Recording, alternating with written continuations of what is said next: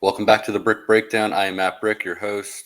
A lot's happened in the past couple of weeks. Let's get right into it. So, unfortunately, Monday Night Football, Nick Chubb, uh, he got hurt. It was a really gruesome knee injury.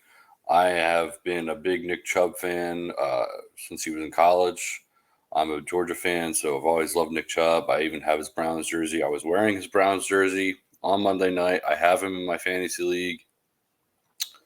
And yeah, it was tough. It was tough to watch. I feel so bad for him.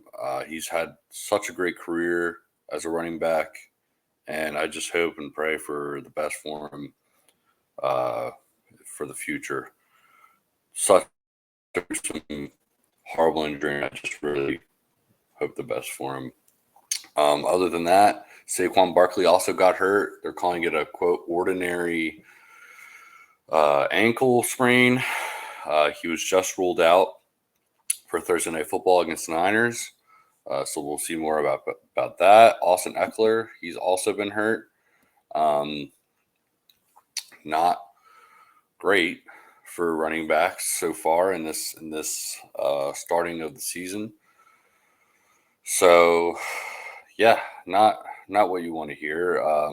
Jamal Williams also got hurt, and so did David Montgomery.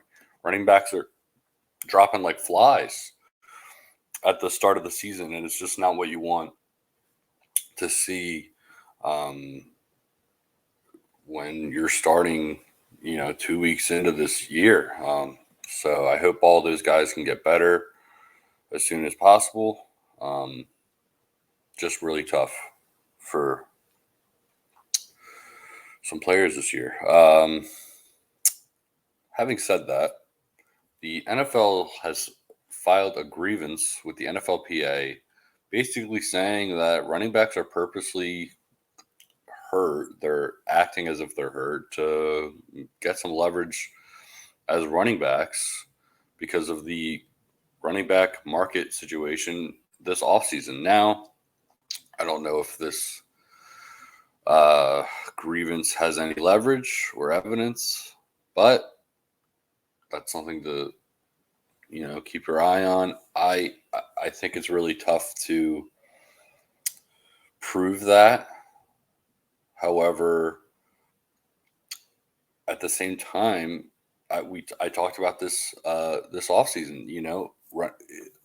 Running backs are always getting hurt. They always get hurt.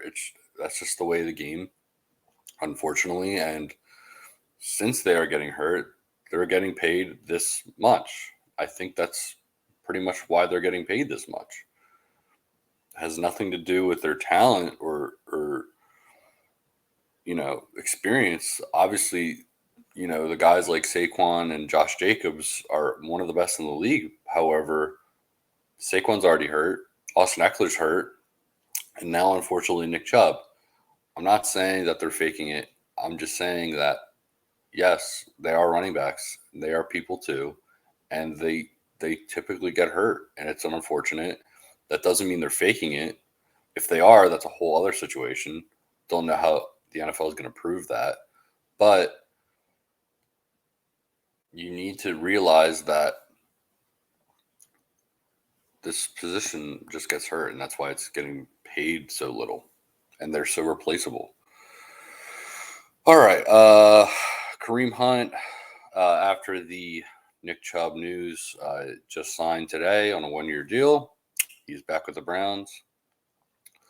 This was really interesting. I'm very happy hearing about this, but there is a possibility of the XFL and USFL merging, which would be very big, and I think that would actually have a decent chance of competing with the NFL. Having The Rock merge the XFL and USFL would be really, really cool, and I think it can totally work out. I think it wasn't just me, but I feel like people were like, yeah, this kind of needs to happen. Hopefully it does happen. And I would be really excited to watch some football in the spring if it works out.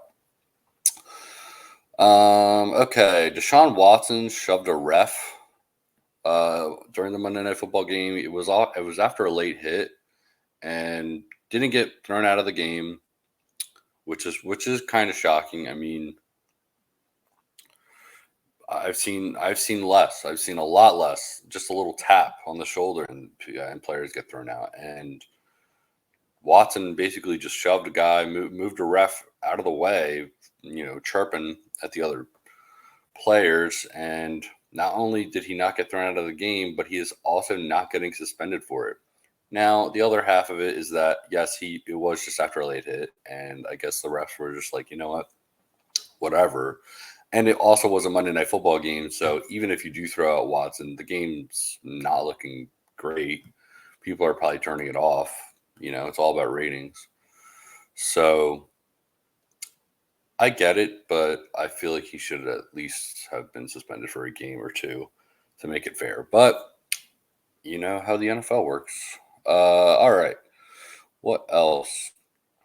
I guess we can kind of start with the review of the first 2 weeks with this.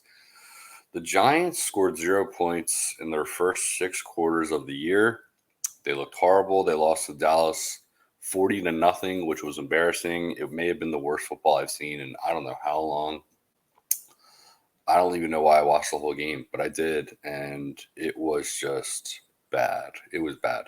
And yes, obviously the Cowboys defense is good, but the Giants were just horrible. So bad. It was just like, how are you not taking Daniel Jones out of this game? He's getting sacked too much.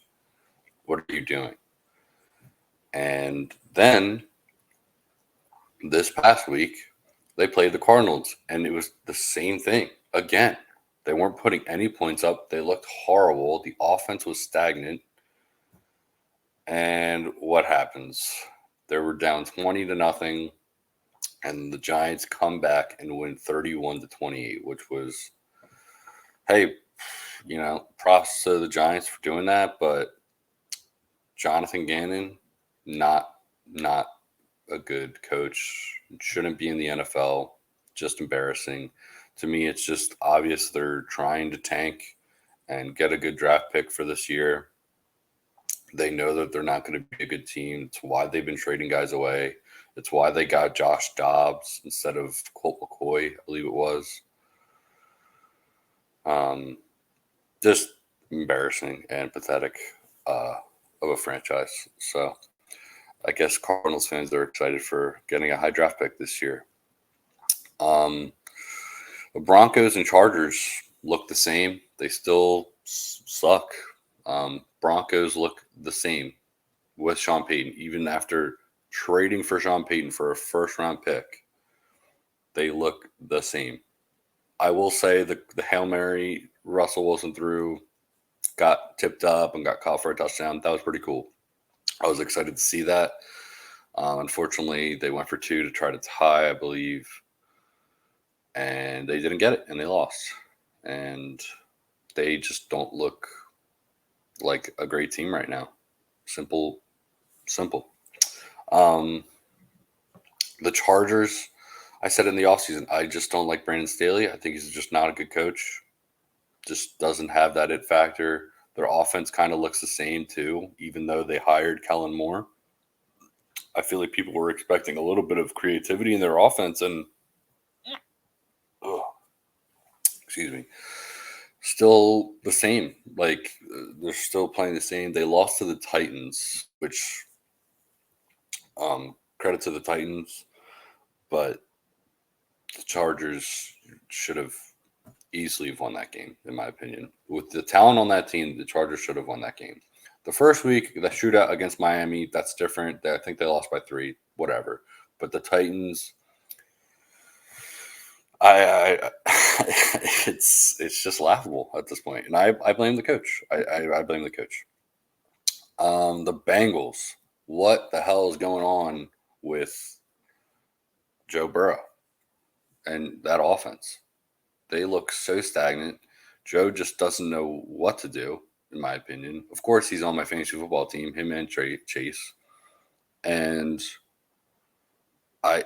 I don't even know what to do as a fantasy manager. I'm benching him this week for Tua because Tua has been playing lights out, and I've been predicting the Dolphins to do very well this year, and so far it's looking like that's the case. However, the Bengals, who are obviously a very talented team on offense, have done basically nothing. They haven't won a game yet. They played uh, the Browns week 1 and the Ravens week 2. Haven't been able to do well on offense just yet. And Burrow is saying that he's still hurt, and he might not even play Monday Night Football against the Rams in week 3. So that's really frustrating. I hope the best for him. I'm sure they'll be able to turn it around. It's still very early, and I guess it is a little bit of a reaction throughout the media and all that, but I don't think anyone was expecting the Bengals to be 0-2 at the start of the season, for sure. So it's a little frustrating. I'm sure they'll be able to turn it around. I'm not panicking for the Bengals just yet. But if Burrow plays Monday night and they lose to the Rams, I think there will be panic. There will be panic, not only as a fantasy manager, but for the Bengals, because I had them going to the Super Bowl this year, and if they lose to the Rams, I don't know if that's. I just don't know, and especially if Burrow's playing. If Burrow doesn't play and they lose, whatever. I believe Browning or something, the backup, okay, whatever. But right now, I just hope for the best, and I hope that Burrow's going to be able to turn it around. What else do we have to talk about? Oh, the Chiefs. The Chiefs lost week 1, which was delicious to see as an Eagles fan. And they also had a tough week 2 against the Jacksonville Jaguars. They did get Chris Jones back and Travis Kelce, so that's good for them. But they still had a tough game against the Jags. So Chiefs clearly aren't as explosive as they were last year on offense. Something to keep in mind.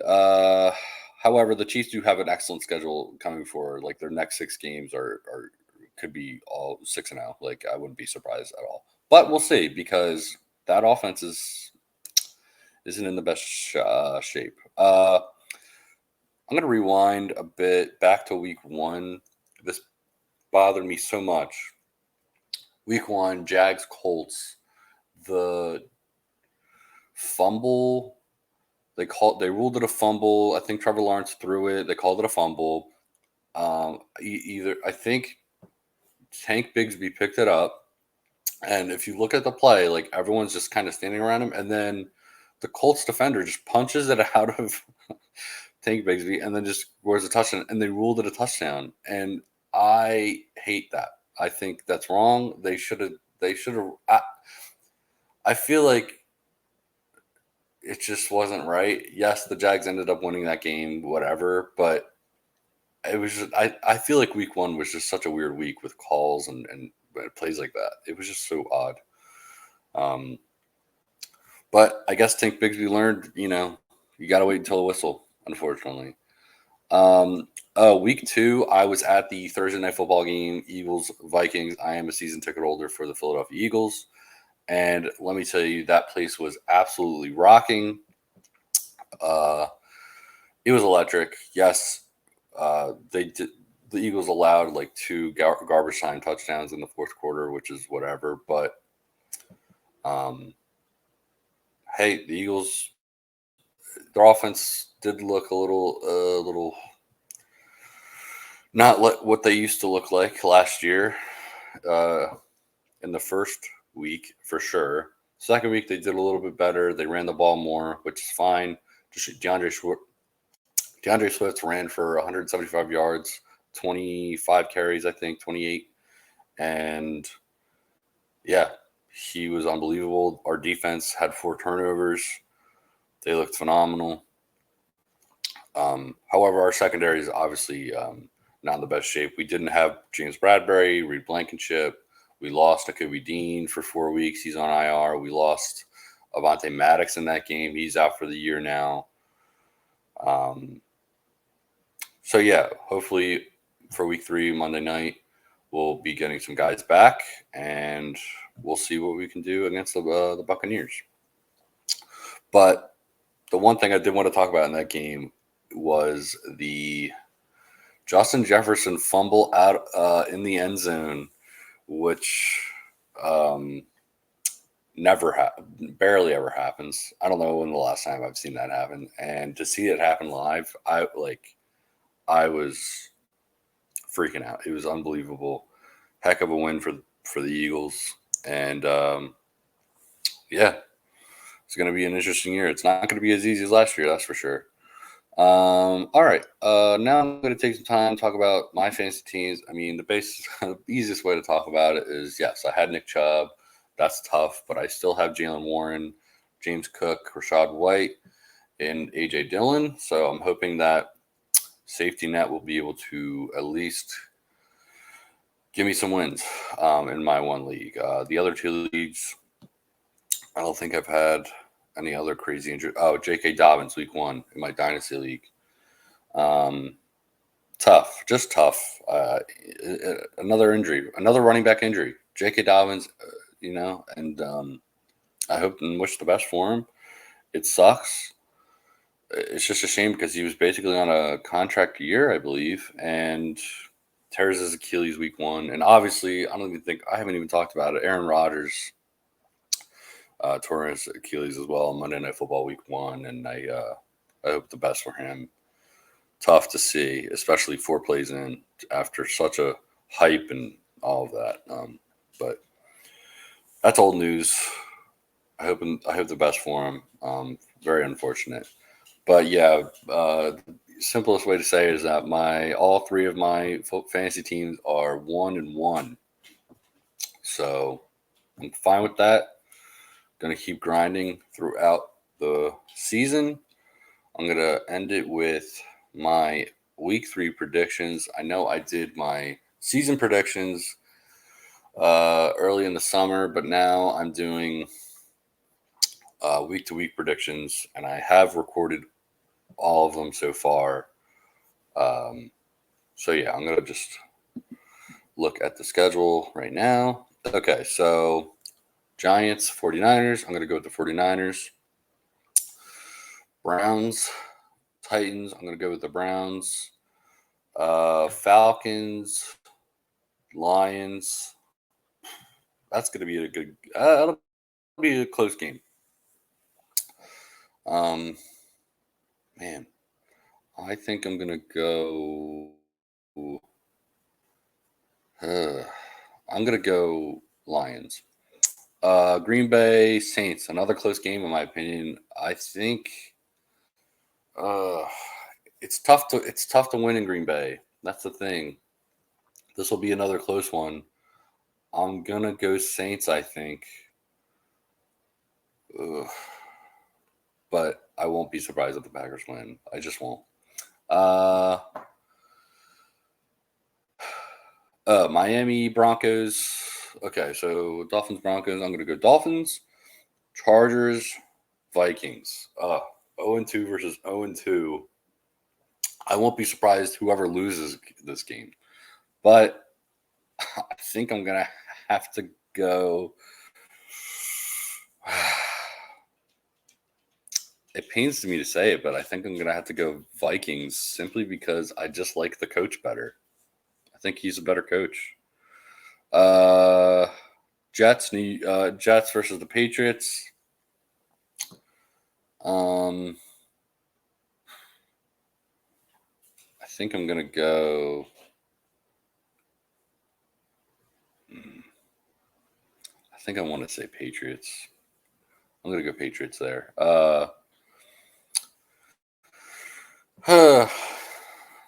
Bills, Washington. I'll take the Bills. Jags, Texans. I will take the Jags. Ravens, Colts. I will take the Ravens. Panthers, Seahawks. I will take the Seahawks. Bears, Chiefs. I will take the Chiefs. Cowboys, Cardinals. I will take the Cowboys. Steelers, Raiders. On Sunday Night Football. Blah. That's not going to be a good game. I think I'm going to go Steelers. Eagles, Bucks. I'll take my Eagles. And the Bengals, Rams. I'm taking the Rams. I have to. I'm taking the Rams. All right, that's it for that. That'll be it for this podcast. We'll end it with the quote of the day. Today's quote of the day is, "Let us always meet each other with smile, for the smile is the beginning of love." Mother Teresa. Thank you so much for listening to this podcast. Like, subscribe, leave a review, comment what your thoughts are for this first 2 weeks of this season. I will be back next week, every Wednesday. Thank you so much for listening, and have a great day.